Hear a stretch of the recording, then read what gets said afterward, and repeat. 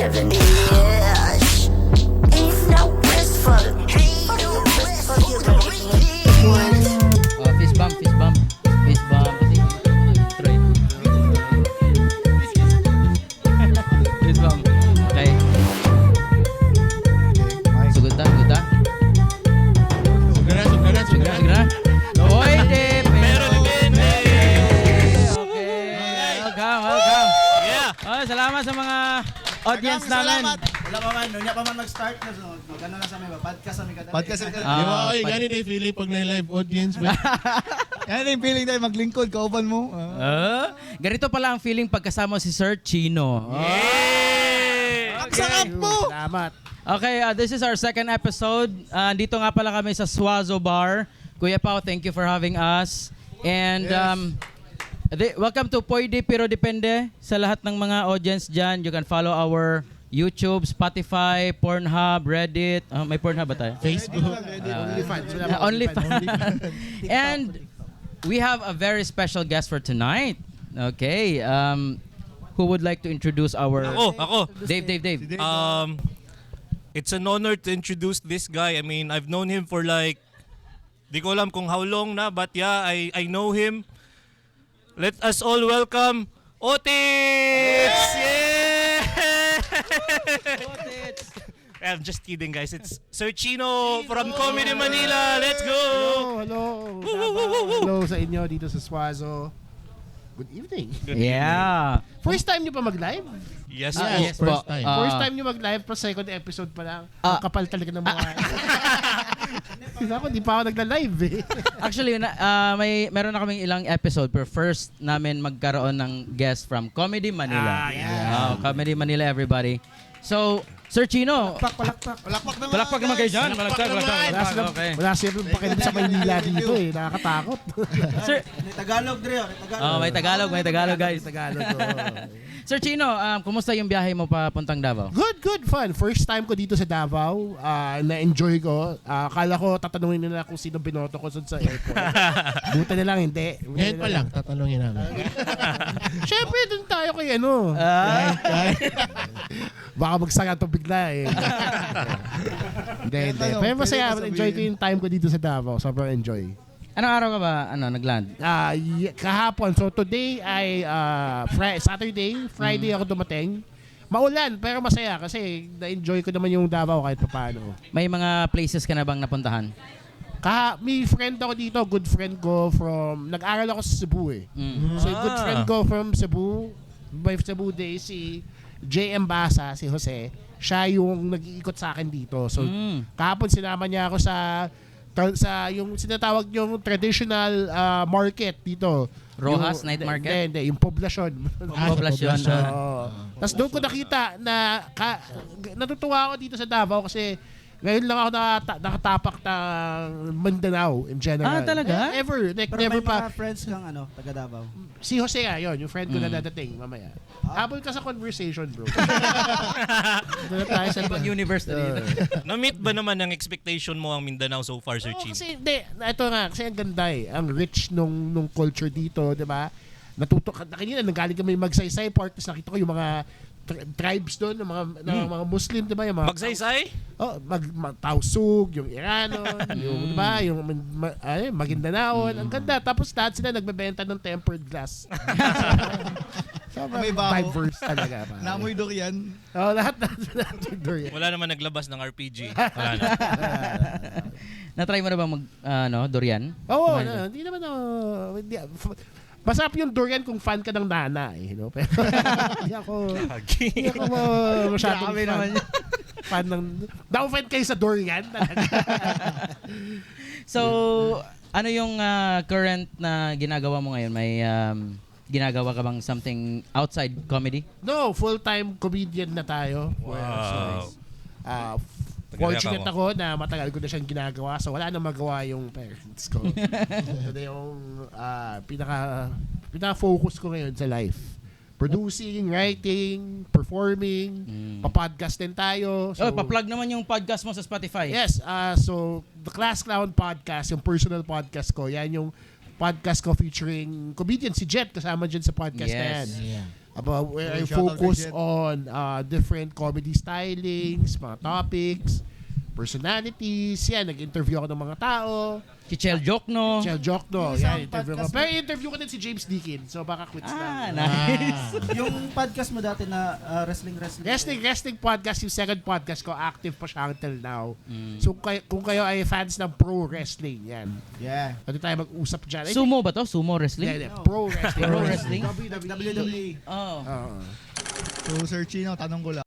Ano bang posible bang ito yung magiging third podcast mo? Depende kung Pwede, fans pero sino sa depende. Davao.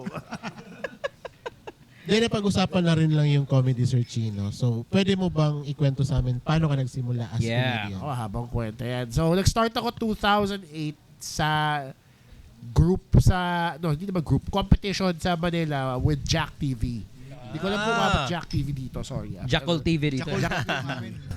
Iba na yun, pag 12 na yun. So, sa umaga, Jack TV Yun yung siya. Lalapalooza. Oh, Laugh-A-Palooza. Lapapalooza. So, yung Laugh-A-Palooza 2, yan yung search for the next comedians. Yung first Laugh-A-Palooza 1, doon galing sila Victor Anastasio, Red Oliero, Ryan Puno, yan. Talaga? Red Olero din? Yes. Lahat sila doon sa Laugh-A-Palooza 1. Laugh-A-Palooza 2, ang kasama ko doon, ako, si JB Labrador, si Ryan Rems. Ryan Rems. So, yun yung batch namin ng Laugh-A-Palooza. And then from there, tuloy-tuloy na lang. Siyempre ako, natalo ako. So, tuloy-tuloy lang from there. Nag-perform na ako in open mics, and in different shows. And then yan, hanggang ngayon, yan, Comedy Manila pa rin kami. Nice, nice. And ano yung parang changes over time compare sa nag-start ka tsaka yung ngayon? Madami na. Oo, madami na. Unang-una, lumaki na yung scene. Mm. Dito tayo ngayon sa Davao. Yeah. Yeah. Fun story nung 2013, I think. Si GB at si Victor Anastasio, who you may know. Yeah. Sikat na sila ngayon, pero before, may day job sila sa corporate. Napunta sila ng Davao on a business trip. Silang pareho for different reasons. Nagkataon na pareho sila nasa Davao. Nag-try sila mag-open mic Dito. doon sa isang parang market. Alam mo yata ni Ah, yeah, Victor, alam diba? ko yung Parang story sa na yun. market Oo. na may bandang tumutugtog. Tapos si GB kasi malakas loob nun eh. So kahit saan magpo-perform siya. Pero unfortunately, bumomba sa na pareho. Kasi tayo, di ba, wala namang nag-prepare sa kanila eh. Di ba, noong time na yun, isipin mo, 5, di ba, 2-3 years pa lang kami nag-comedy doon. That's No. nag-try na sila. So the fact na ngayon, may actual show na tayo sa isang bar. Right. Grabe, how things have changed. Tsaka marami ng platform Yes, na maano yung comedy. dami ng shows, dami ng platform, kahit anong klase Right, ko. right. Diba? Dami ng mga content creator, dami na dyan. Diba? Yung mga, ano ba ba? Yung mga Influencers. Yung mga shows na produce. Diba? Dito. Ang ganda kasi, ang focus ko ngayon sa aking career is to highlight, kumbaga, yung mga open mic scenes Mm. ng bawat bagong scene. Diba? So dito, Davao, nag-start ako. Pupunta din ako Bicol. Oh. May show din ako doon ng April. Nice. April-ish, I think. Tapos, may open mic scene din doon. Tapos meron na din sa Baguio ulit. So, ang dami ng eksena. Siargao, meron na din. Siargao. Ah, meron. nice. Sir Chino, not to maglagay ng pressure about sa pag you are the dalawa kay headliner for this show, right? Yes. Sayang, kalimutan yung question ko eh. Okay. I think I got it. Knowing na you are the first comedy Manila comedian na nag-set foot dito sa Davao, like, paano ba yun? Do you have like a goal to leave a lasting impression na we are good sa Comedy Manila, magagaling kami, ganun, Alam mo, nakakatawa kami. ang goal ko lang tonight, makabalik ng Maynila ng buhay. Okay. Winarningan din ako ng lahat ng pamilya ko eh. Huwag kang magjo-joke ng Duterte dyan. Ina mo, ha? Sample nga. DS! DDS! Tatlo lang ba? Bring him home! Ay, mali. Tatlo lang din. I-clip namin yung send namin kina Red. Sige.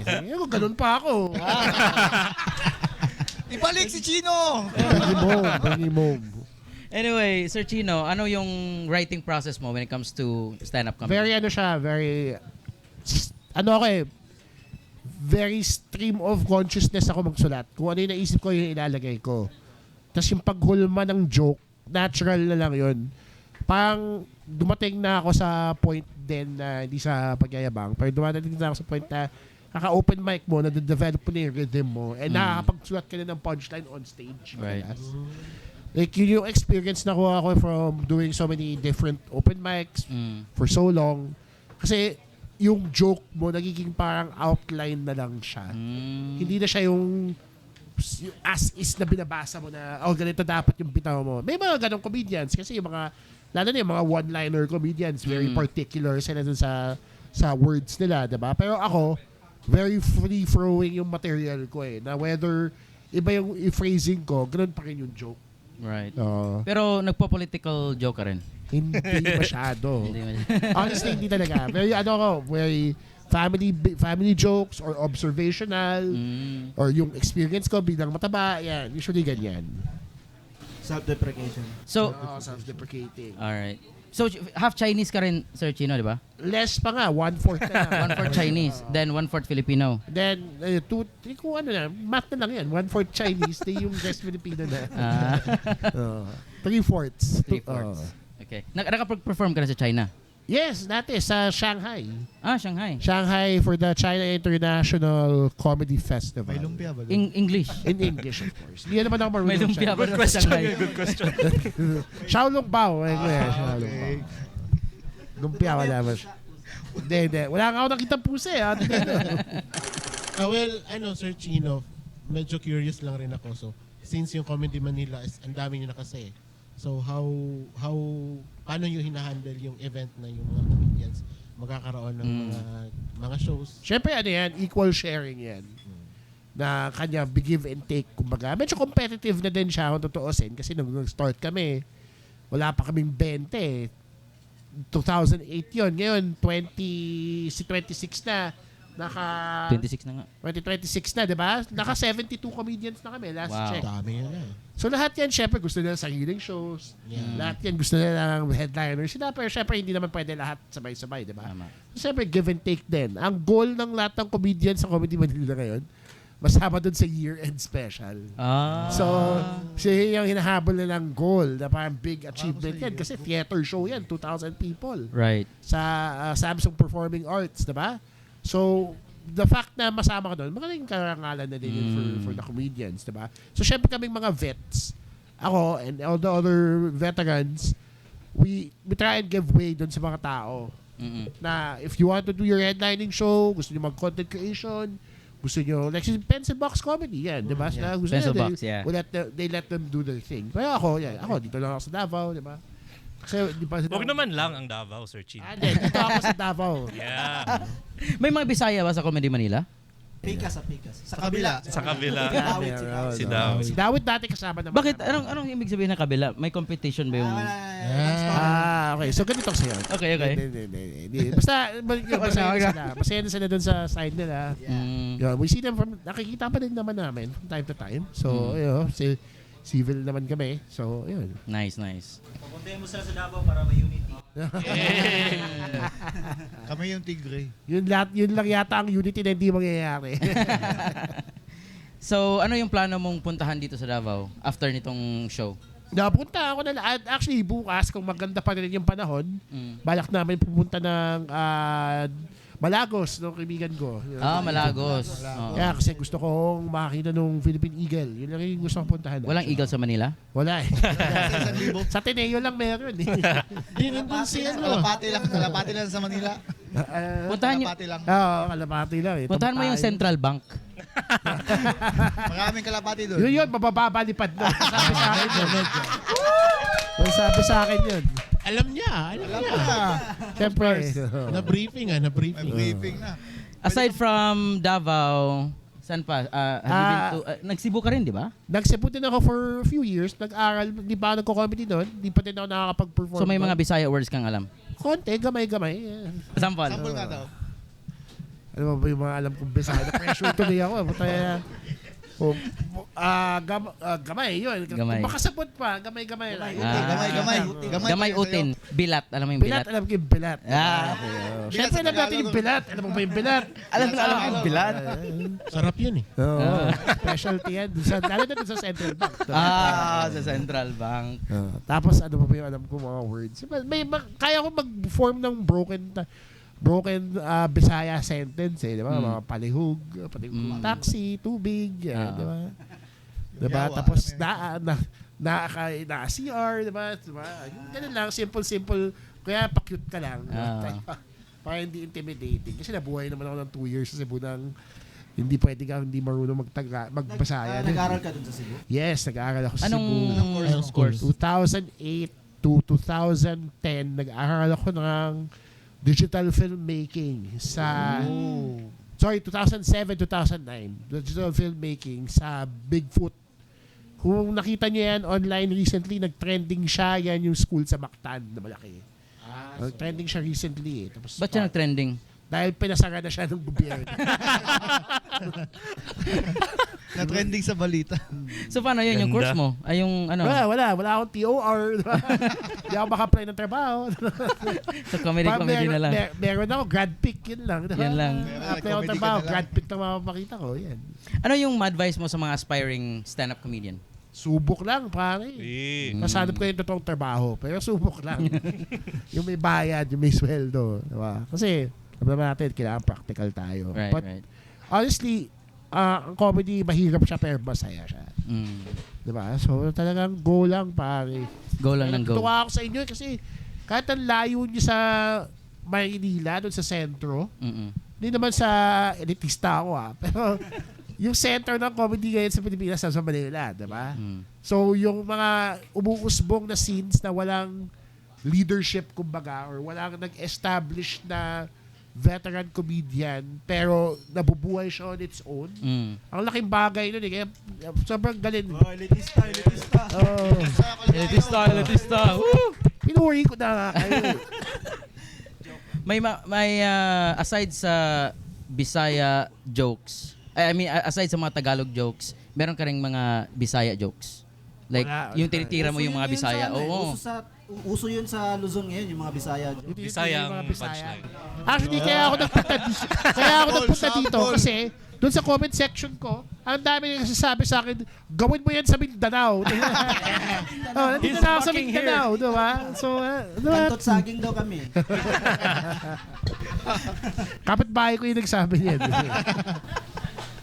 Pero hindi, uso nga yan. Sabi nga, uso nga daw sa ano. Kaya gusto ko malaman kung dito ba sa Davao, puro Tagalog jokes kayo dito. Diba? Hindi, puro otin jokes kami dito. Kami utin. Nandun sa level pa na yun kami. Si Dave Chappelle, I mean, everyone knows Dave Chappelle. Ang analogy niya sa pag-doing stand-up is like having sex with the crowd, right? How about you? Do you have like an analogy about sa stand-up comedy on your own? Like, paano nyo? Very ano siya very, tama naman din siya, sex siya. Pero yung version ko is, nag-jajahol ka lang. Kasi very self-referential siya yung comedy. Yun lang yung for art form na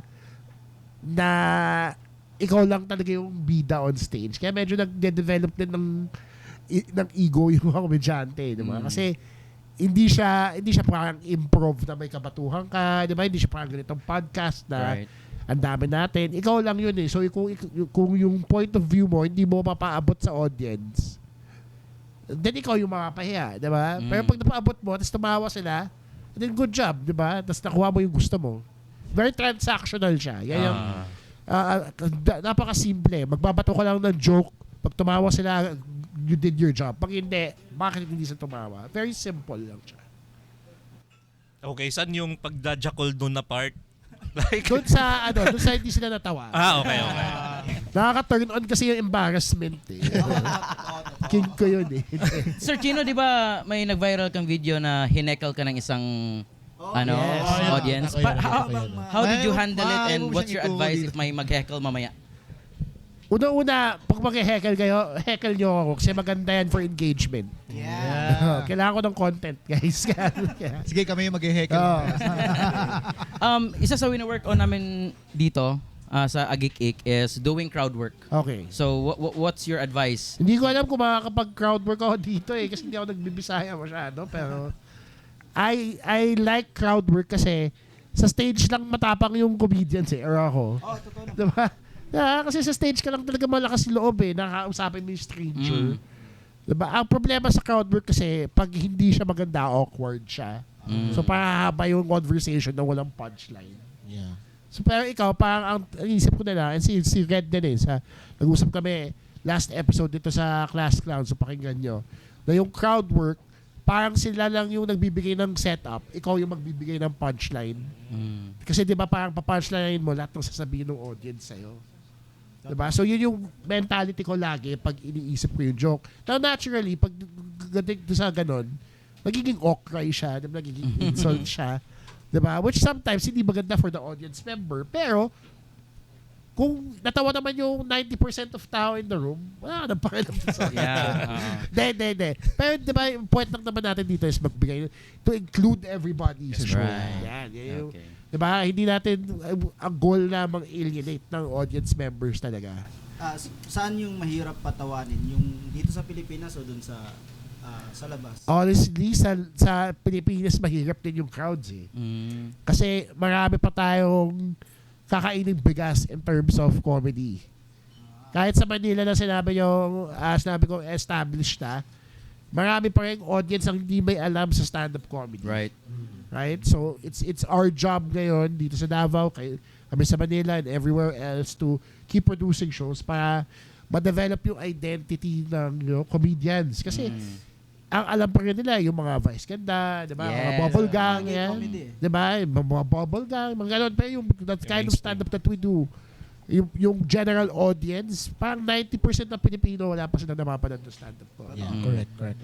Untapped potential yun. Like, right? Tama.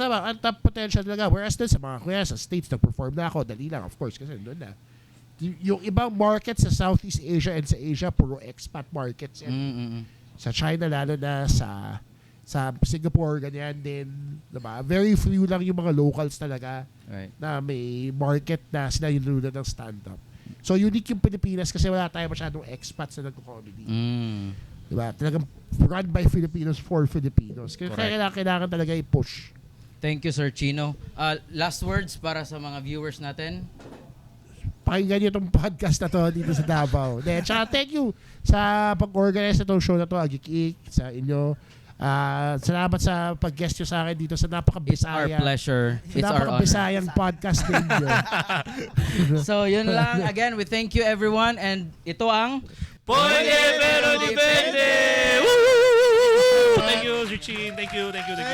Ay, teka, follow nyo pala ako at Chino Supersize sa lahat ng social media. Yeah. Also sa Spotify, the Class Clown Podcast. Right. Thank you, sir. At saka sa Instagram at Chino Supersize.